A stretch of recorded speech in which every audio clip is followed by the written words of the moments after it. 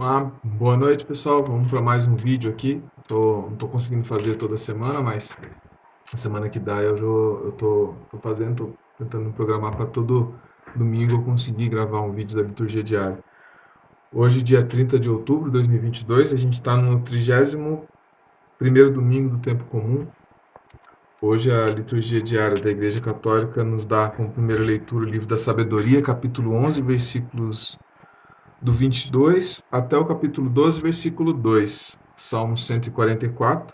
A segunda leitura é a segunda carta de Tessalonicenses, capítulo 1, versículos do 11, vai até o versículo 2 do capítulo 2. E o Evangelho São Lucas, capítulo 19, versículos do 1 ao 10. Hoje a gente comemora o dia de São Germano.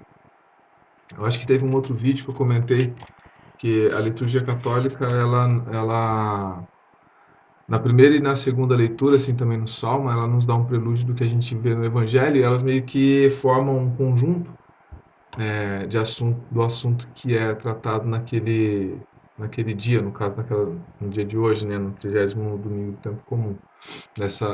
Aí durante a semana também a gente vê que as leituras elas têm um sentido único ali, a liturgia, né? Na liturgia de hoje, eu separei alguns recortes aqui das leituras. Na primeira leitura de sabedoria, eu separei aqui o versículo 24 do capítulo 11, que fala: Tu amas tudo o que existe e não desprezas nada do que criastes. Na leitura do Salmo, eu separei aqui o versículo 13, a parte final do versículo 13 do Salmo 144. Javé é fiel às suas palavras, amoroso em todas as suas obras. Na segunda leitura, também eu separei aqui o versículo 11 do capítulo 1 da segunda carta a Tessalonicenses. É também por isso que rezamos continuamente por vocês. No caso, os apóstolos, né, estão escrevendo essa carta aos Tessalonicenses e está dizendo isso para eles. E no caso também para todos os cristãos, né?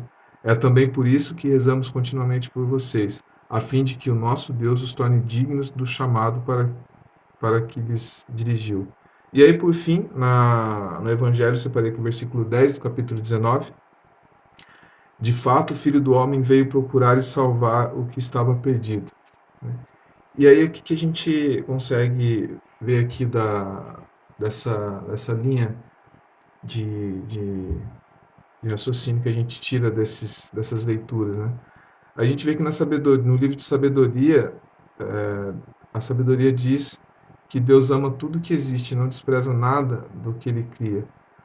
Na leitura do Salmo, a gente vê que Jesus é amoroso em todas as suas obras.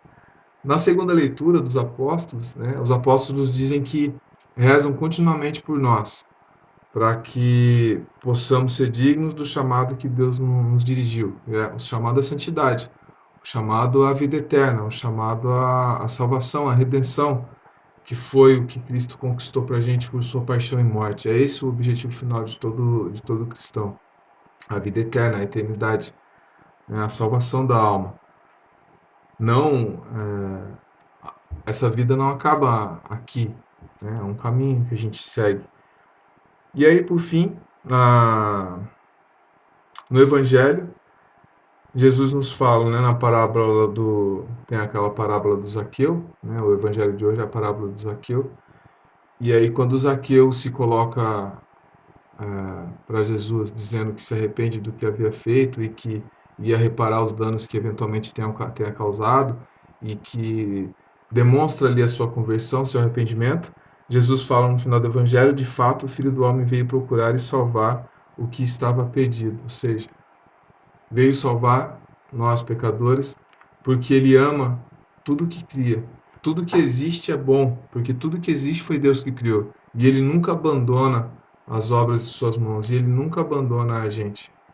Por isso temos a igreja, por isso temos evangelhos, por isso temos os sacramentos, porque Deus está presente no meio de nós e ele nunca vai desistir de cada um de nós, que foi a criação dele.